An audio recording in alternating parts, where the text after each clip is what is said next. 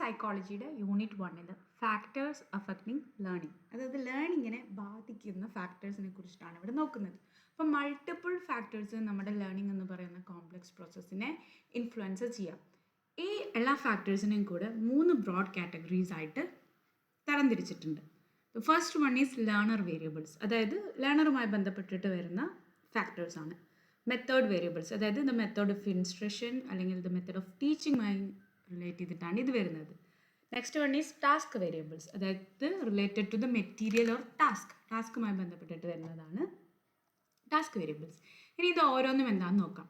First one learner variables, അതായത് this is the personal characteristics or conditions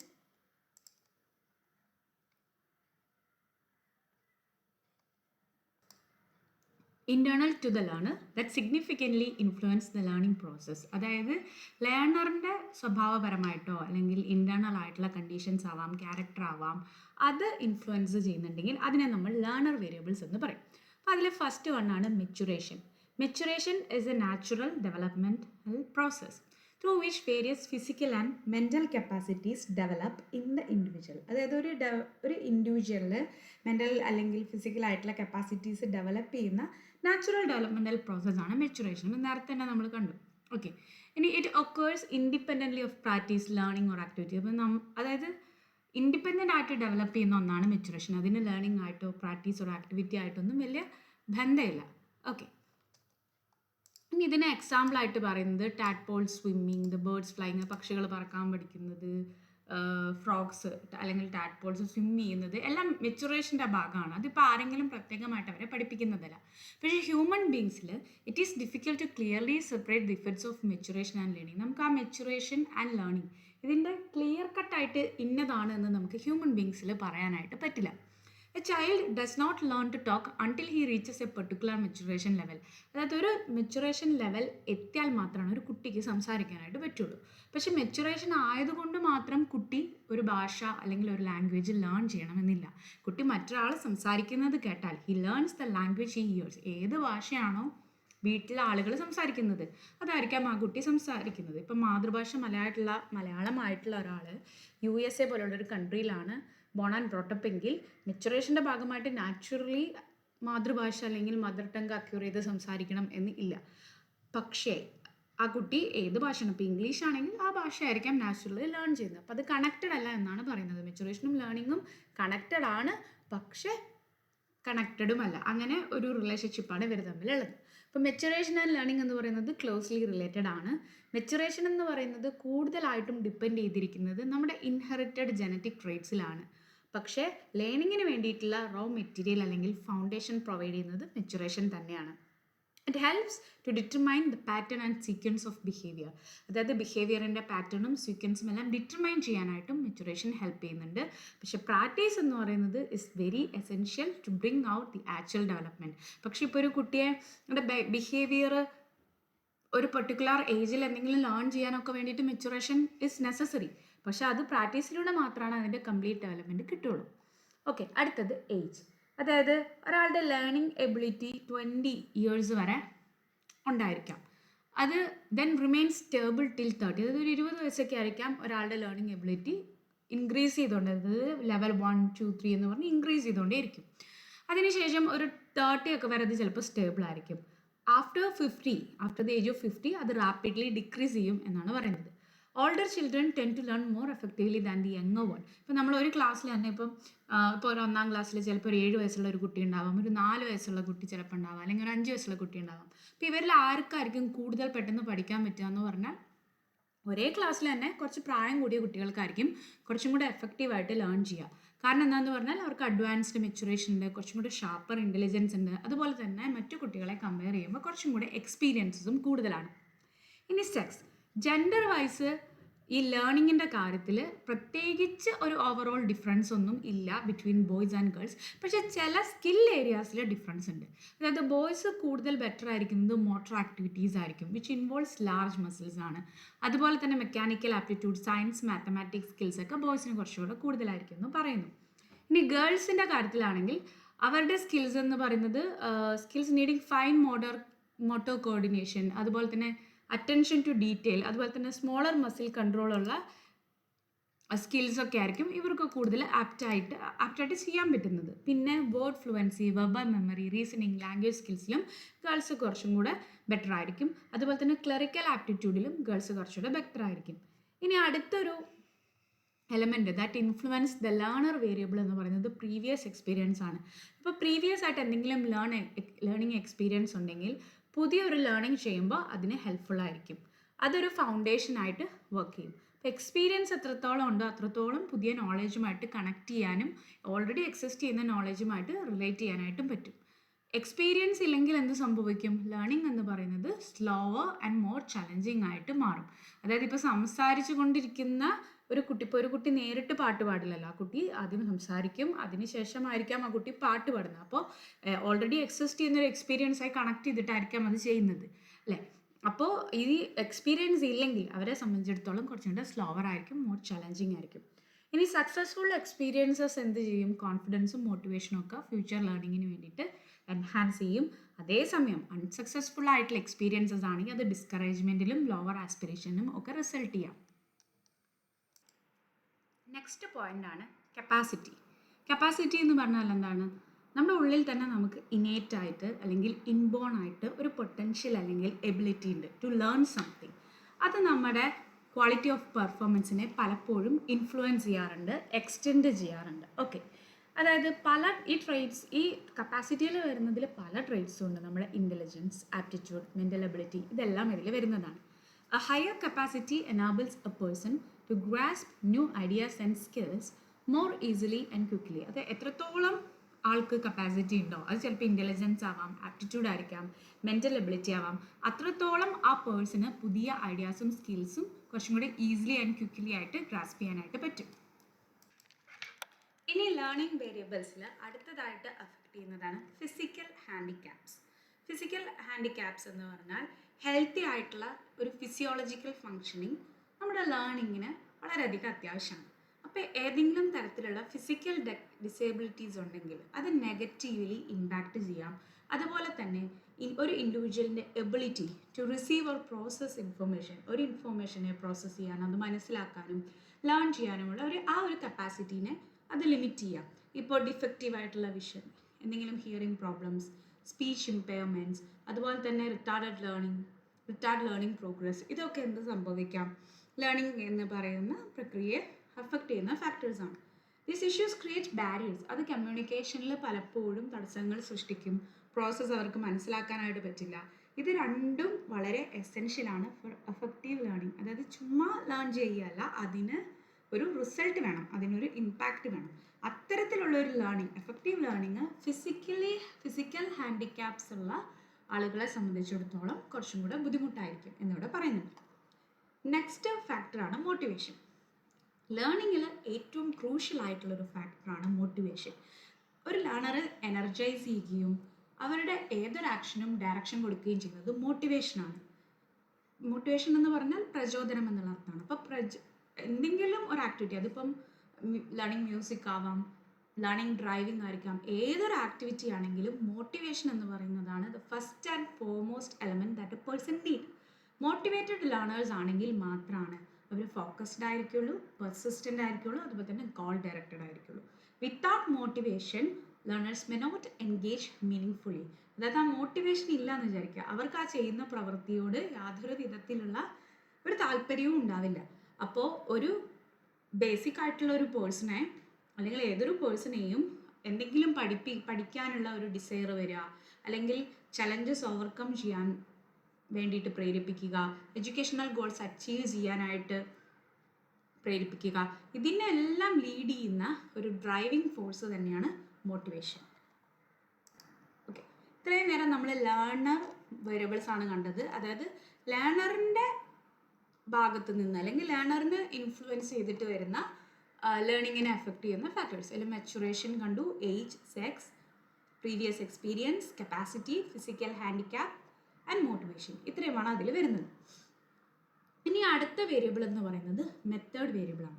method variable കൊണ്ട് എന്താ ഉദ്ദേശിക്കുന്നത് എന്ന് പറഞ്ഞാൽ it refers to the strategies or techniques used during the learning process.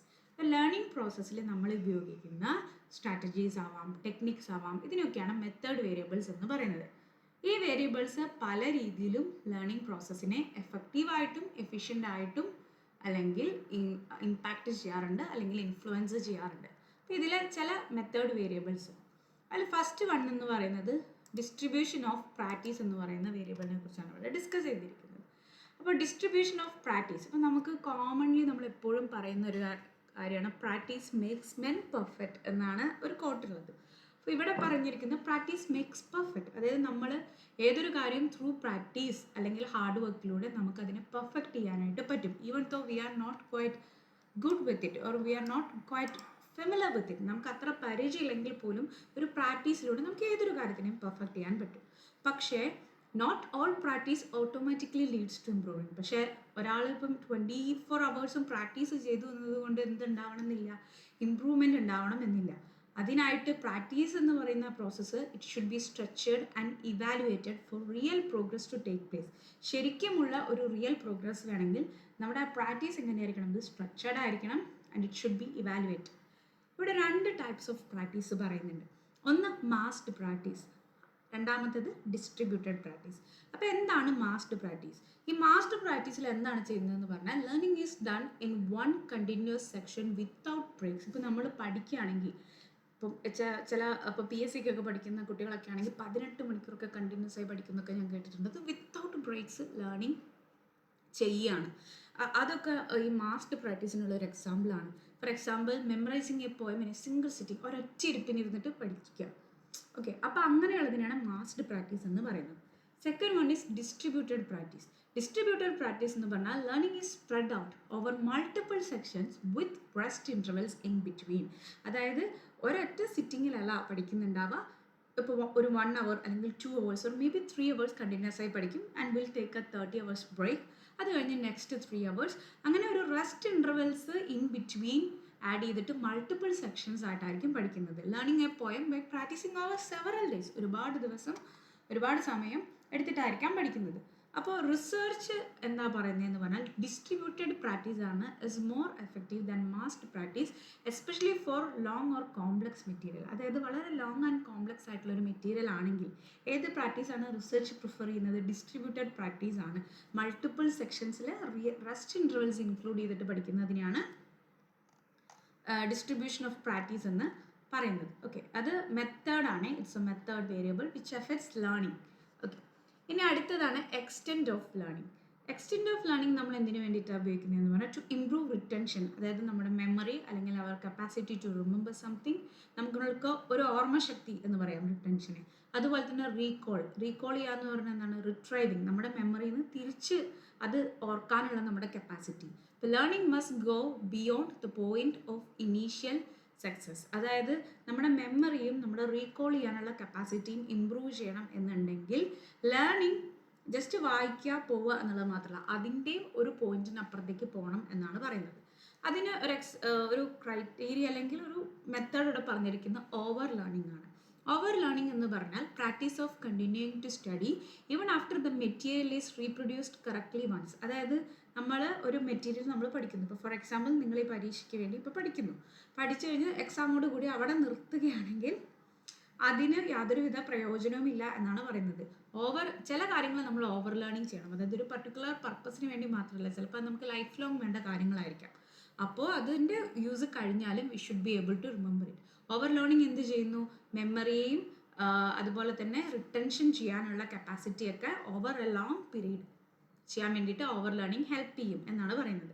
Example, a student who continues revising even after memorizing a formula perfect ആയിട്ടൊരു formula memorize ചെയ്തു എന്ന് ഉറപ്പായി കഴിഞ്ഞാലും അത് റിവൈസ് ചെയ്യുന്നത് ഓവർ ലേണിങ്ങിൻ്റെ ഒരു എക്സാമ്പിൾ ആണ് എന്ന് പറയുന്നുണ്ട്. കാരണം നമ്മുടെ മെമ്മറിയിൽ കുറച്ചും കൂടെ നിൽക്കാനായിട്ട് അത് ഹെൽപ്ഫുൾ ആയിരിക്കും. ഇനി മൂന്നാമത്തെ പ്രാക്ടീസാണ് practice of recitation during learning. അതായത് നമ്മൾ simply reading material repeatedly is not effective. അതായത് നമ്മൾ ജസ്റ്റ് ഒരു സാധനം വായിച്ചു പോകുന്നത് കൊണ്ട് മാത്രം എഫക്റ്റീവ് ആയിട്ടുള്ള ഒരു ലേണിംഗ് വേണമെന്നില്ല. ഒരു മെറ്റീരിയൽ നമുക്ക് മൾട്ടിപ്പിൾ ടൈംസ് അല്ലെങ്കിൽ ഒരു ഫ്യൂ ടൈംസ് എന്ത് ചെയ്യാം? വായിക്കാം. അതുപോലെ തന്നെ they try to recite it from the മെമ്മറിയിൽ നിന്നും അത് റിസൈറ്റ് ചെയ്യാൻ വേണ്ടി നോക്കാം. ഇനി ഇൻ കേസ് അവർക്ക് ഓർക്കാൻ പറ്റുന്നുണ്ടെങ്കിൽ ജസ്റ്റ് റെഫർ ബാക്ക്. നമ്മൾ എന്താണോ പഠിച്ചത്, എന്താണോ വായിച്ചത്, അതിനെ വീണ്ടും റെഫർ ചെയ്യുക. ആ പാർട്ട് വീണ്ടും ലേൺ ചെയ്യുക ആൻഡ് റിപ്പീറ്റ് ചെയ്യുക. അതായത് ജസ്റ്റ് ഒരു പ്രാവശ്യം വായിച്ചത് കൊണ്ട് മാത്രം നമുക്ക് മെമ്മറിയിൽ നിൽക്കണമെന്നില്ല. ചിലപ്പോൾ മൾട്ടിപ്പിൾ ടൈംസ് വായിക്കേണ്ടി വരും. എന്നിട്ട് വായിച്ച് മനസ്സിലായ സാധനം ഒന്ന് റിപ്പീറ്റ് ചെയ്ത് നോക്കുക. അത് കിട്ടുന്നില്ലെങ്കിൽ വീണ്ടും റെഫർ ചെയ്തിട്ട് വേണം കണ്ടിന്യൂ ചെയ്യാൻ. ഇനി ഇതിൻ്റെ ഒരു റിസൾട്ട് എന്ന് പറയുന്നത് ആക്റ്റീവ് റീകോൾ മെത്തേഡാണിത്. നമ്മുടെ മെമ്മറിയും ഇമ്പ്രൂവ് ചെയ്യും, അതുപോലെ തന്നെ നമ്മൾക്ക് ആ കാര്യത്തിലുള്ള അണ്ടർസ്റ്റാൻഡിങ്ങും ഇമ്പ്രൂവ് ചെയ്യും എന്ന് പറയുന്നുണ്ട്. Rather than silent reading. Just silent reading ചെയ്യുന്നതിനേക്കാളും ലൗഡ് റീഡിംഗ് ആണ് ഇവിടെ കൂടുതൽ പ്രിഫർ ചെയ്യുന്നത്. Okay, immediate knowledge of results. Getting feedback right after an attempt helps learners to understand their progress and correct their errors. അതായത് നമ്മളൊരു attempt ചെയ്തു, അതൊരു exam ആവാം, അല്ലെങ്കിൽ ഒരു വൈവ ആയിരിക്കാം, ഒരു ഓറൽ ആയിരിക്കാം. അങ്ങനെ എന്തെങ്കിലും ചെയ്യുമ്പോൾ നമുക്കൊരു ഫീഡ്ബാക്ക് കിട്ടുകയാണെങ്കിൽ നമ്മുടെ പ്രോഗ്രസ് എന്താണെന്നുള്ളത് നമുക്ക് മനസ്സിലാവും. അതുപോലെ നമ്മുടെ തെറ്റുകുറ്റങ്ങൾ കറക്റ്റ് ചെയ്യാനായിട്ട് നമുക്ക് മനസ്സിലാവും. ഈ ഇമ്മീഡിയറ്റ് ഫീഡ്ബാക്കിനെയാണ് ഇൻസെൻറ്റീവ് എന്ന് പറയുന്നത്. ഇൻസെൻറ്റീവ് എന്ന് പറഞ്ഞാൽ എന്താണ്? എ മോട്ടിവേറ്റിംഗ് ഫാക്ടർ, ഒരു stimulus that encourages someone to take action. അതായത് അവരെ മോട്ടിവേറ്റ് ചെയ്യുന്നൊരു ഫാക്ടർ ആവാം, അല്ലെങ്കിൽ ഒരു സ്റ്റിമുലസ് ആവാം, ഒരു പർട്ടിക്കുലർ ആക്ഷൻ ചെയ്യാൻ വേണ്ടിയിട്ട്. ഇപ്പം ഫോർ എക്സാമ്പിൾ മാർക്ക് കുറഞ്ഞതാവാം, അല്ലെങ്കിൽ മാർക്ക് അത്യാവശ്യം നല്ല മാർക്കുണ്ട്. അപ്പോൾ നമ്മൾ ഏതെങ്കിലും ഒരു രീതിയിൽ അവരെ പ്രൊമോട്ട് ചെയ്യുമ്പോൾ അല്ലെങ്കിൽ അവരെ മോട്ടിവേറ്റ് ചെയ്യുമ്പോൾ അത് വീണ്ടും ഇംപ്രൂവ് ചെയ്യാനായിട്ട് അല്ലെങ്കിൽ ക്യാരി ഫോർവേഡ് ചെയ്യാനായിട്ട് അവരെ ഹെൽപ്പ് ചെയ്യും. അതിനെയാണ് ഇൻസെൻറ്റീവ് എന്ന് പറയുന്നത്. എന്താണ് ഇതിൻ്റെ ബെനിഫിറ്റ് എന്ന് പറഞ്ഞാൽ learners who are informed promptly about their performance show better motivation and quicker progress. അതായത് അവരുടെ പെർഫോമൻസിനെ കുറിച്ച് അവരെ ഇൻഫോം ചെയ്യുമ്പോൾ നിങ്ങൾ ഇമ്പ്രൂവ് ചെയ്യാനുള്ള സാധ്യതയുണ്ട് എന്ന് പറയുമ്പോൾ അവർക്കതൊരു ബെറ്റർ മോട്ടിവേഷൻ ആവും. അവർക്ക് പെട്ടെന്ന് തന്നെ ചിലപ്പോൾ ഒരു പ്രോഗ്രസ് ഉണ്ടാവാം. A quiz app showing correct answers immediately after each question helps to improve performance faster. അതായത് ഇപ്പോൾ ഒരു ക്യൂസ് ആപ്പൊക്കെ നമ്മൾ അതിൽ ടിക്ക് ചെയ്ത് പോകുന്നതായിരിക്കാം. അപ്പോൾ പെട്ടെന്ന് നമ്മൾ ആ ആൻസർ കൊടുക്കുന്ന നിമിഷം തന്നെ അത് കറക്റ്റ് ആണോ റൈറ്റ് ആണോ അല്ലെങ്കിൽ what is A correct answer എന്നൊക്കെ കാണിക്കുന്നത് അവരെ ഇംപ്രൂവ് ചെയ്യാൻ വേണ്ടിയിട്ട് ഹെൽപ്പ് ചെയ്യും എന്ന് പറയുന്നുണ്ട്. ഓക്കെ, ഇനി അടുത്ത മെത്തേഡാണ് ഹോൾ ആൻഡ് പാർട്ട് മെത്തേഡ്. ഇതിൻ്റെ അർത്ഥം എന്ന് പറയുന്നത് ഒരു ലേണർ ഒരു മെറ്റീരിയൽ പഠിക്കുന്നത് എൻറ്റയർ കണ്ടന്റ് അറ്റ് വൺസ് ആണോ or breaks it into parts ആണോ, ഡിഫറെൻറ്റ് പാർട്സ് ആയിട്ട് ബ്രേക്ക് ചെയ്തിട്ടാണോ പഠിക്കുന്നത്, അത് ഒറ്റയടിക്കാണോ അത് ലേൺ ചെയ്യുന്നത് എന്നുള്ളതാണ്. ഓക്കെ, ഇനി എന്താണ് ഹോൾ മെത്തേഡ് എന്ന് നോക്കാം. ഹോൾ മെത്തേഡിൽ ലേണർ സ്റ്റഡി ചെയ്യുന്നത് എങ്ങനെയാണ്? എൻറ്റയർ മെറ്റീരിയൽ ഈച്ച് ടൈം, ഓരോ പ്രാവശ്യവും എൻറ്റയർ മെറ്റീരിയൽ വായിക്കും. ഇപ്പോൾ ഒരു യൂണിറ്റ് ആണ് പഠിക്കേണ്ടതെങ്കിൽ മേ ബി 1 and 2 നേരത്തെ പഠിച്ചിട്ടുണ്ടായിരിക്കാം. പക്ഷേ before proceeding to the next 2 chapters or next 2 units എന്ത് ചെയ്യും? വീണ്ടും that person will go through 1 and 2. എല്ലാ പ്രാവശ്യവും ഇങ്ങനെ എൻറ്റയർ മെറ്റീരിയൽ പഠിക്കും. ഇത് എഫക്റ്റീവാണ് when the material is compact. അതായത് ഒരു യൂണിറ്റ് ഒക്കെയാണ് അല്ലെങ്കിൽ ഒരു ചാപ്റ്റർ ഒക്കെയാണ് എന്നുണ്ടെങ്കിൽ ഇത് ഓക്കെ ആണെന്നാണ് പറയുന്നത്. Okay, compact means something small, വളരെ ചെറിയൊരു മെറ്റീരിയൽ ഒക്കെ ആണെങ്കിൽ ഇത് എഫക്റ്റീവാണ്.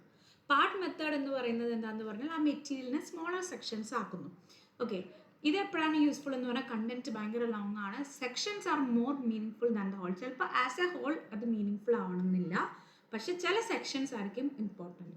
അപ്പോൾ പാർട്ട് മെത്തേഡിൽ ആ സെക്ഷൻസിനായിരിക്കും അവർ ഫോക്കസ് ചെയ്യുന്നുണ്ടാവുക. അപ്പോൾ ഈ ഹോൾ ആൻഡ് പാർട്ട് മെത്തേഡിൽ ഏറ്റവും ബെസ്റ്റ് പ്രാക്ടീസ് എന്ന് പറയുന്നത് ഈ രണ്ട് മെത്തേഡും കമ്പൈൻ ചെയ്തിട്ട് ലേൺ ചെയ്യുകയാണെങ്കിൽ അത് കുറച്ചും കൂടെ ബെസ്റ്റ് റിസൾട്ട്സ് ഉണ്ടാക്കുമെന്ന് പറയുന്നുണ്ട്. അടുത്തതാണ് സെൻസറി മൊഡാലിറ്റി. സെൻസറി മൊഡാലിറ്റി എന്ന് പറഞ്ഞാൽ ആ വേർഡിൽ തന്നെ ഉണ്ട് എന്താ അർത്ഥമാക്കുന്നത് എന്നുള്ളത്. നമ്മുടെ സെൻസസിൻ്റെ യൂസേജ് ആണ്. അതായത് ഒരു സെൻസ് ത്രൂ മാത്രം പഠിക്കാതെ മൾട്ടിപ്പിൾ സെൻസസ് യൂസ് ചെയ്യുക. ഫോർ എക്സാമ്പിൾ സൈറ്റ് അല്ലെങ്കിൽ വിഷ്വൽ, ഹിയറിംഗ് അല്ലെങ്കിൽ ഓഡിറ്ററി, ഇതൊക്കെ കമ്പൈൻ ചെയ്ത് പഠിക്കാം. ഇപ്പോൾ സെൻസറി മൊഡാലിറ്റി എന്ന് പറഞ്ഞാൽ the way in which sensory information is received and processed. നമ്മുടെ ചിലപ്പോൾ നമ്മൾ കണ്ണും കൊണ്ട് കാണുന്നുണ്ടാവാം, ഇപ്പോൾ ചെവി കൊണ്ട് കേൾക്കുന്നുണ്ടാവും. അപ്പോൾ നിങ്ങൾ എന്താ ചെയ്യുന്നത്? You are watching A screen at the same time you are hearing my voice. അപ്പോൾ നിങ്ങൾ ഇപ്പോൾ ലേൺ ചെയ്യുകയാണെങ്കിൽ that's called sensory modality എന്നാണ് അതിനെ പറയുന്നത്. ഇനി വേറൊന്നാണ് മൾട്ടിപ്പിൾ സെൻസറി അപ്രോച്ച്. ലേണിങ്ങിൽ ഏറ്റവും കൂടുതൽ എഫക്റ്റീവ് ആൻഡ് ലോങ് ലാസ്റ്റിംഗ് ആകുന്നത് എപ്പോഴാണെന്ന് പറഞ്ഞാൽ എത്രത്തോളം സെൻസസ് അതിൽ ഇൻവോൾവ് ആണ് എന്നുള്ളതുകൊണ്ടാണ് നമുക്ക് പറയാം അത് ഭയങ്കര എഫക്റ്റീവ് ആണെന്നുള്ളത്. For example watching a video, ഒരു വീഡിയോ കാണുമ്പോൾ എന്താണ് അതിൽ സൈറ്റും ഉണ്ട് സൗണ്ടും ഉണ്ട്.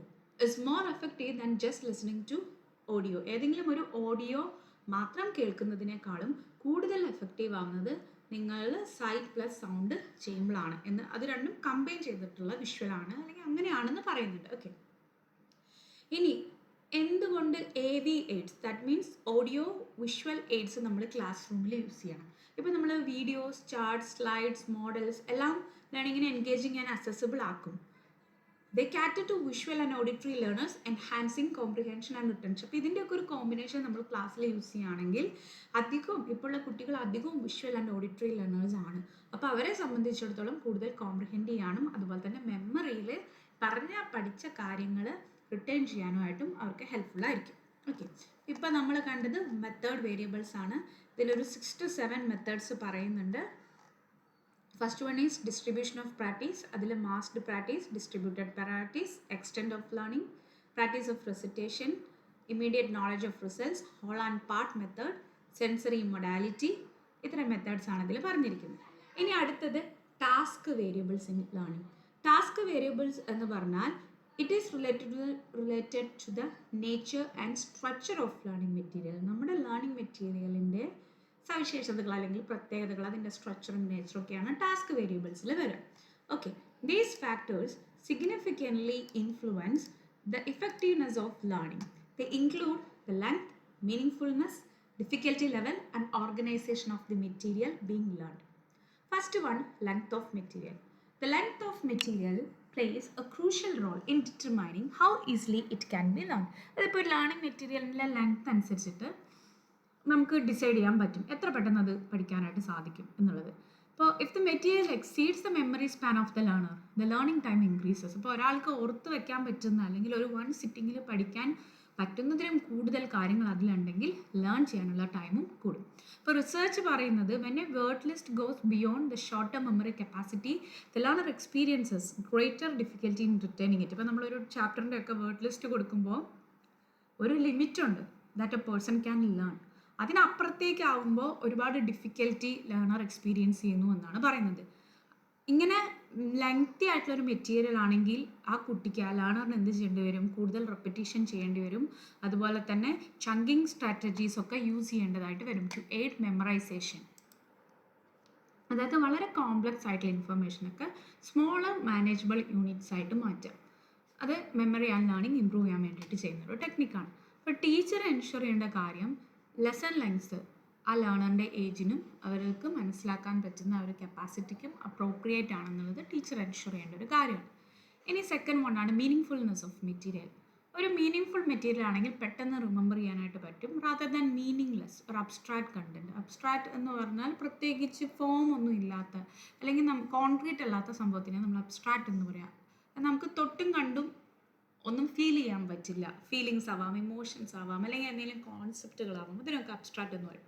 അപ്പോൾ അബ്സ്ട്രാക്ട് കണ്ടൻറ് ആവാം, മീനിങ്ലെസ് കണ്ടൻറ് ഒക്കെ കുറച്ചും കൂടെ ഡിഫിക്കൽട്ടാണ് ടു റിമെമ്പർ ആൻഡ് ലേൺ. ഇപ്പോൾ കണ്ടൻറ്റിന് മീനിങ് ഉണ്ടെങ്കിൽ ലേണേഴ്സിന് എന്ത് ചെയ്യാനായിട്ട് സാധിക്കും? അവരുടെ പ്രീവിയസ് അല്ലെങ്കിൽ എക്സിസ്റ്റിംഗ് നോളേജ് ഓർ എക്സ്പീരിയൻസുമായിട്ട് റിലേറ്റ് ചെയ്ത് ലേൺ ചെയ്യാനായിട്ട് പറ്റും. This leads to the formation of strong associations which help in better understanding and recall. അപ്പോൾ കണക്ട് ചെയ്ത് പഠിക്കുകയാണെങ്കിൽ അവർക്ക് കുറച്ചും കൂടെ ബെറ്റർ ആയിട്ട് അണ്ടർസ്റ്റാൻഡ് ചെയ്യാനും റീകോൾ ചെയ്യാനും ഒക്കെ പറ്റും.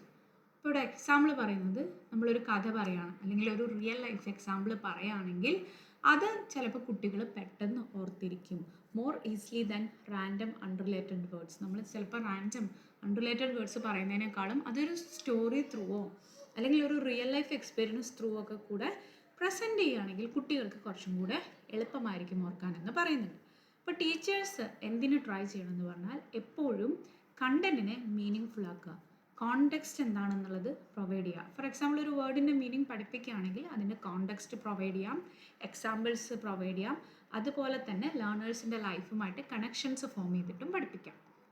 ഓക്കെ, ഇനി മൂന്നാമത്തെ പോയിൻ്റാണ് ഡിഫിക്കൽറ്റി ലെവൽ ഓഫ് മെറ്റീരിയൽ. ഒരു ലേണിംഗ് മെറ്റീരിയലിൻ്റെ ഡിഫിക്കൽറ്റി നമ്മൾ ലേൺ ചെയ്യുന്ന സ്പീഡിനെയും സക്സസ്സിനെയൊക്കെ ബാധിക്കാം. അപ്പോൾ മെറ്റീരിയൽ ഭയങ്കര ഡിഫിക്കൽട്ടാണെങ്കിൽ ലേണിംഗ് പ്രോസസ്സിനെ അത് സ്ലോ ഡൗൺ ചെയ്യാം, പെട്ടെന്ന് മറന്നു പോകാനുള്ള സാധ്യതയുമുണ്ട്. അപ്പോൾ ഡിഫിക്കൽട്ട് ആയിട്ടുള്ളൊരു മെറ്റീരിയൽ കുറച്ചും കൂടെ ഗ്രേറ്റർ ആയിട്ടുള്ള കൊഗ്നിറ്റീവ് എഫേർട്ട് ഡിമാൻഡ് ചെയ്യുന്നുണ്ടാവാം. അതായത് കുറച്ചും കൂടെ അവർ എന്ത് ചെയ്യേണ്ടി വരും, മെൻ്റൽ പ്രഷർ എടുക്കേണ്ടതായിട്ട് വരാം. അത് പലപ്പോഴും അവരെ മാനസികമായിട്ട് മെൻ്റൽ ഫെറ്റിക് മീൻസ് മാനസികമായിട്ട് അവരെ ബോറടിപ്പിക്കും എന്ന് പറയാൻ പറ്റില്ല, ക്ഷീണിതരാക്കും എന്ന് വേണമെങ്കിൽ പറയാം. അങ്ങനെ ഈ മെൻ്റൽ ഫെറ്റിഗ് ക്രിയേറ്റ് ചെയ്യപ്പെടുമ്പോൾ മെൻ്റലി അവർ ടയേർഡ് ആവും. എന്ത് സംഭവിക്കും? ലേണറിൻ്റെ ability to concentrate and process ഇൻഫർമേഷനെയും അത് ബാധിക്കും. അവർക്ക് കോൺസെൻട്രേറ്റ് ചെയ്യാൻ പറ്റില്ല, അവർക്ക് ഇൻഫർമേഷനെ പ്രോസസ്സ് ചെയ്യാൻ പറ്റില്ല. അതുകൊണ്ട് ഡിഫിക്കൽട്ട് ആയിട്ടുള്ള കണ്ടൻറ്റിനെ സിംപ്ലിഫൈ ചെയ്ത് സ്കഫോൾഡ് ചെയ്ത് വേണം നമ്മൾ ഒരു കുട്ടിക്ക് പറഞ്ഞു കൊടുക്കാനായിട്ട് വിത്ത് സപ്പോർട്ടിങ് മെറ്റീരിയൽസ്. അത് അവരുടെ ആ മെൻ്റൽ ഓവർലോഡിനെ കുറയ്ക്കും. ഓക്കെ, ഇനി അടുത്തതാണ് organisation of material. The organization of content plays a significant role in facilitating effective learning. അതായത് കണ്ടൻറ് ഓർഗനൈസ് ചെയ്ത വിധവും എഫക്റ്റീവ് ലേണിങ്ങിനെ ഇൻഫ്ലുവൻസ് ചെയ്യുന്ന ഒന്നാണ്. വളരെ വെൽ ഓർഗനൈസ്ഡ് ആയിട്ടുള്ളൊരു മെറ്റീരിയൽ ആണെങ്കിൽ കുട്ടികൾക്ക് പെട്ടെന്ന് അണ്ടർസ്റ്റാൻഡ് ചെയ്യാനും റിട്ടൈൻ ചെയ്യാനും റീകോൾ ചെയ്യാനൊക്കെ പറ്റും. അപ്പോൾ യങ് ലേണേഴ്സിനെ സംബന്ധിച്ചിടത്തോളം അവരെപ്പോഴും പ്രിഫർ ചെയ്യുന്നത് ഷോർട്ട്, ക്ലിയർ ആൻഡ് സിമ്പിൾ ആയിട്ടുള്ള ലെസൺസ് ആയിരിക്കും. അപ്പോൾ അസൈൻമെൻറ്റ്സ് ആണെങ്കിൽ പോലും ബ്രീഫ് ആയിട്ടുള്ളതായിരിക്കണം, വളരെ ചുരുക്കി എഴുതാൻ പറ്റുന്നതായിരിക്കണം, ഈസി ടു കംപ്ലീറ്റ് ആയിരിക്കണം. ഒരുപാട് ഓവർലോഡഡ് ആയിട്ടുള്ള അസൈൻമെൻറ്റ്സ് ഒന്നും അവർ പ്രിഫർ ചെയ്യുന്നുണ്ടാവില്ല. Ideally learning materials should be presented in an increasing order of difficulty as done in programmed learning or modular instruction. അതായത് ഒരു കുട്ടിക്ക് ഒരു ലേണിംഗ് മെറ്റീരിയൽ കൊടുക്കുമ്പോൾ ബേസിക് മുതൽ പിന്നെ അഡ്വാൻസ്ഡ് അങ്ങനെ ഒരു ഇൻക്രീസിങ് ഓർഡർ ഓഫ് ഡിഫിക്കൽറ്റിയിൽ വേണം നമ്മൾ ലേണിംഗ് മെറ്റീരിയൽ കൊടുക്കാനെന്ന് പറയുന്നുണ്ട്. പ്രോപ്പർ സീക്വൻസിങ് വേണം, ലോജിക്കൽ അറേഞ്ച്മെൻറ്റ് ഓഫ് കോൺസെപ്റ്റ്സ് വേണം. അത് അവരെ എന്തിന് ഹെൽപ്പ് ചെയ്യുമെന്ന് പറഞ്ഞാൽ നോളേജ് പ്രോഗ്രസീവ്ലി ബിൽഡ് ചെയ്യാനായിട്ട്, ഒരു സ്റ്റെപ്പിൽ നിന്ന് നെക്സ്റ്റ് സ്റ്റെപ്പിലേക്ക് എന്ന് പറയുന്ന പോലെ ബിൽഡ് ചെയ്യാനായിട്ട് ഹെൽപ്പ് ചെയ്യും. ഓക്കെ, അപ്പോൾ യൂണിറ്റ് 1ൻ്റെ ചാപ്റ്റർ 1 ഇവിടെ കഴിഞ്ഞിരിക്കുകയാണ്. ഇനി ചാപ്റ്റർ 2 ആണ്. That will be another video.